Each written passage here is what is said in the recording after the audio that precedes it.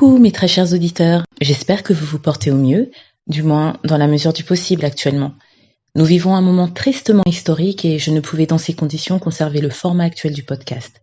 C'est pourquoi j'ouvre une série spéciale, et oui, encore une, relative à votre ressenti sur le confinement, sur le pire de ce dernier, mais surtout sur le meilleur car cela reste quelques grammes de bonheur.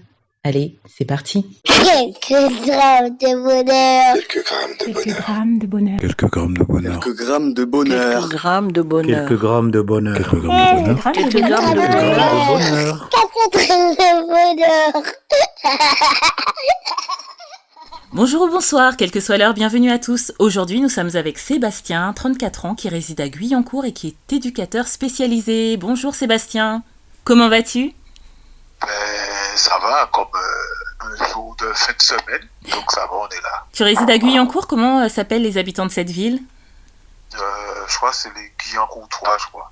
Oh, c'est joli, et sont-ils courtois Oui, on dira oui, parce que, bon, ayant vécu un peu dans le 9-3, quand je suis arrivé à Guyancourt, juste le bonjour des gens, ça m'a étonné un peu. Ah oui ? Donc, je dis ouais, tu rencontres des gens dans la rue, ils te disent bonjour. Oui. Tu vois, c'est pas quelque chose de commun qu'on rencontre en France ou sur Paris, donc du coup, Oui. ouais, je me suis trouvé assez surpris quand même. Ah, c'est vrai, du coup, ils portent bien leur nom, ces habitants. Et tu disais que tu habitais dans le 93, du coup, Guyancourt, tu peux nous le situer en termes de département ? C'est dans les Yvelines, du côté de Saint-Quentin, donc vers le nord, je crois, un truc comme ça. Les Yvelines, si je ne m'abuse, le 78, c'est ça, hein ? Ouais, c'est 78, voilà. Ouais. Pour cette série spéciale confinement, tu rouvres la série des éducateurs spécialisés, car comme les auditeurs fidèles le savent, j'en ai eu beaucoup. Alors toi, tu commences dans cette série spéciale. C'est super. Par contre, pour ceux qui nous rejoignent et qui ne savent pas ce qu'est un éducateur spécialisé, est-ce que tu peux nous en dire quelques mots et du coup aussi pour quel public, avec quel public tu travailles actuellement ? Ok, d'accord. Bon, éducateur spécialisé, c'est vrai que c'est un métier qui est assez vaste. Donc du coup, nous on travaille auprès de personnes en difficulté, majoritairement. Donc après, on peut toucher un public assez varié, c'est-à-dire ça va du SDF jusqu'à la personne en situation de handicap, en passant par les enfants aussi également. C'est-à-dire les enfants qui sont placés en foyer ou en famille d'accueil, ceux qui sont sous la responsabilité de l'aide sociale à l'enfance et tout. Et moi, je travaille en pédopsychiatrie, donc du coup, je travaille à la Pitié-Salpêtrière avec des ados âgés entre 12 et 15 ans qui ont des troubles psychiques et c'est tout ce qui est troubles psychiques, dépression et tout en fait. D'accord, et donc du coup, tu es dans le quotidien avec eux ?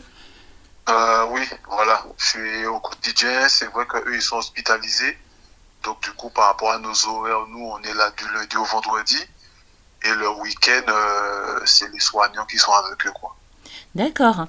Et on a un peu divulgué déjà un début de réponse à la question que j'allais te poser, à savoir, dans cette série spéciale qui nous concerne, depuis le début du confinement, toi, comment as-tu vécu les choses ? Est-ce que tu es confiné ou pas, partiellement, pas du tout ? Comment ça se passe, hein ? Et comment ça s'est aussi passé dans ta tête, tous les événements qui se sont succédés ? Ok. Donc, alors, dans ta question, il y a plusieurs questions, je pense. Oui. Donc, alors, le début du confinement, c'est vrai que j'étais dans une période où j'avais besoin de vacances, entre guillemets. Oui. Donc, je me suis dit que ça aurait pu être une bonne chose.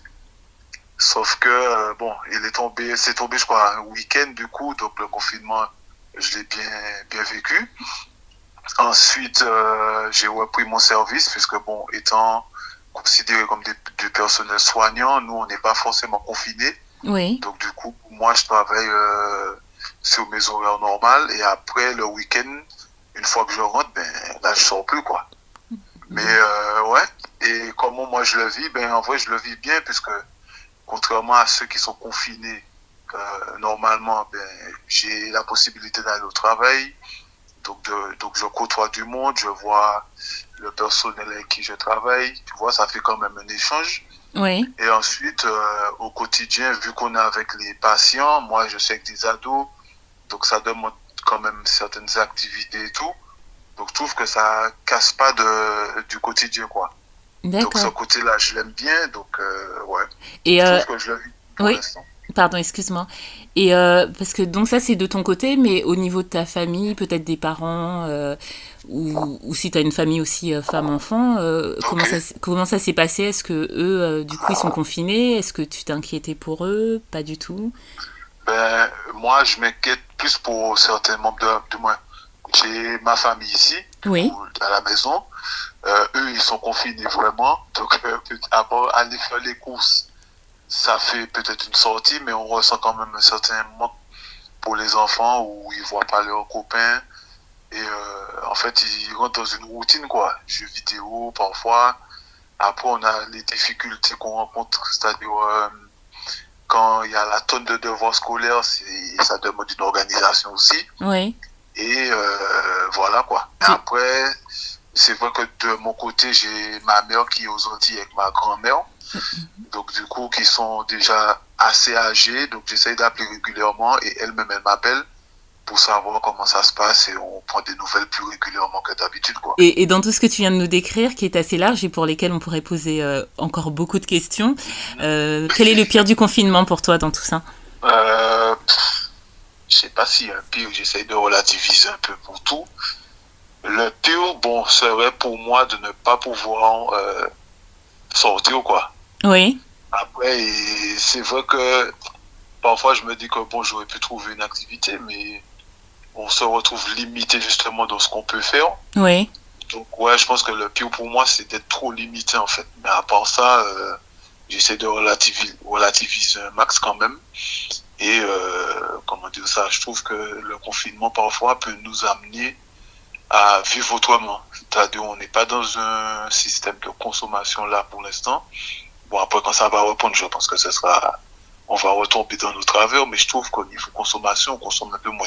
Oui. Du moins, avec toutes les pubs et tout, donc on est moins amené à vouloir dépenser de l'argent inutilement, quoi. Et ça, est-ce que ça fait partie du meilleur pour toi du confinement? Ouais, ouais, un peu. Oui, je vois, du moins, le bon côté du confinement, c'est ça. Et en fait, comme moi, je travaille sur Paris et que tous les jours, je me tapais 1h20 de transport. Je trouve qu'avec justement ce confinement-là, ben, il y a moins de stress en fait à aller travailler, même si on doit être vigilant quand même par rapport aux consignes qu'on doit respecter par rapport au Covid. Mais je trouve qu'il y a un stress en moins en fait où on prend le temps de vivre, quoi, pour Oui. certaines choses. Oui, c'est vraiment intéressant ce que tu dis, parce que tu as parlé de beaucoup de choses à ton tour, tu as parlé du fait de relativiser, et ça c'est très très important dans des situations lourdes comme celles que nous vivons actuellement, parce que le psychique, le mental joue énormément. Tu as parlé aussi des transports bondés, dus notamment. Finalement, tu parles du fait de moins consommer, mais oui, tu mets en lumière la surconsommation. On est dans un pays où on surconsomme, c'est-à-dire qu'on consomme des choses dont on n'a pas forcément besoin et en excès. Et il est vrai que ce temps de pause, entre guillemets, permet de relativiser sur sa consommation, sur ses besoins réels, sur sa vie. Et ça peut nous emmener très loin. C'est une véritable introspection. Merci de nous le mettre en lumière. Pas de problème. Et tu as aussi fait mention d'autres choses qui, je pense, très important, à savoir la famille, le côté familial, parce que tu prends plus de nouvelles, vous prenez plus de nouvelles des uns des autres. Et Ouais. ça, c'est aussi un aspect important. Et ça peut se faire se poser la question, est-ce qu'en temps normal, finalement, j'ai... Ça peut prendre le temps de le faire en fait. Voilà, exactement. Comme tu dis, prendre le temps. Est-ce qu'on prend le temps de faire les choses ou est-ce qu'on se laisse happer par le rythme comme ça de la vie? C'est bien. Et je pense aussi que peut-être ton métier d'éducateur contribue aussi à te faire relativiser, puisque voyant des gens qui ont une vie dite entre guillemets par la société anormale, ça fait aussi relativiser sur la sienne et les bienfaits Oui, qu'on a. Ouais, qu'on ne vit pas forcément. Du moins, nous, vu qu'en tant qu'homme, on aspire à toujours plus, mais quand on regarde certains qui vivent, entre guillemets, mieux que nous, alors qu'ils ont moins de choses que nous, on peut se permettre de dire que quand même, on est bien lotis, quoi. Exactement, exactement. Et est-ce que du coup, en poussant la réflexion plus loin, tu dirais que plus on en a, plus on en veut? Oui, oui, puisque si on a déjà quand même une grande quantité maintenant, c'est qu'on peut atteindre une quantité supérieure. Donc à chaque fois, on va vouloir aller.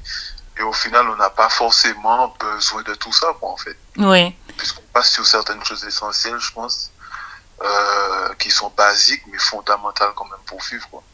Ah bah, c'est un joli message que tu nous délivres là, à savoir apprendre à se contenter et à apprécier ce qu'on a. Et ça, c'est très très beau. Très fort.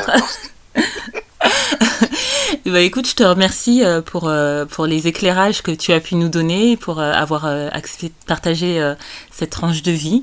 Surtout, tu n'hésites pas à revenir dans un épisode dit normal quand tout sera redevenu... alors j'allais dire à la normale, c'est un peu redondant, si tant est qu'un jour ça redevienne comme ça, mais bon, on l'espère. Mais surtout, tu n'hésites pas, ce sera avec un vrai plaisir que je te recevrai pour que tu nous partages un bonheur de ta vie. Il n'y a pas de problème, tout le plaisir était pour moi. Et puis, je te remercie de m'avoir invité dans ton émission. En fait. Il n'y a pas de quoi. Bah, prends soin de toi, de ta famille, de ton travail. Et puis, continue à prendre des nouvelles des uns des autres, c'est très important. Ok, merci, pas de problème. Et n'oubliez pas, vous autres, le bonheur aussi léger soit-il n'est jamais loin, alors sachez le voir, vous en saisir et l'apprécier. À bientôt. Quelques grammes de bonheur. Quelques grammes de bonheur. Quelques grammes de bonheur. Quelques grammes de bonheur. Quelques grammes de bonheur. Quelques grammes de bonheur. Quelques grammes de bonheur. Quelques grammes de bonheur. 4 grammes de bonheur. Également envie de donner un peu de bonheur en partageant le vôtre ? N'hésitez pas à prendre un rendez-vous téléphonique avec moi pour une interview sur le lien suivant que vous trouverez également en barre d'infos. À très vite et n'oubliez pas de vous abonner. Merci.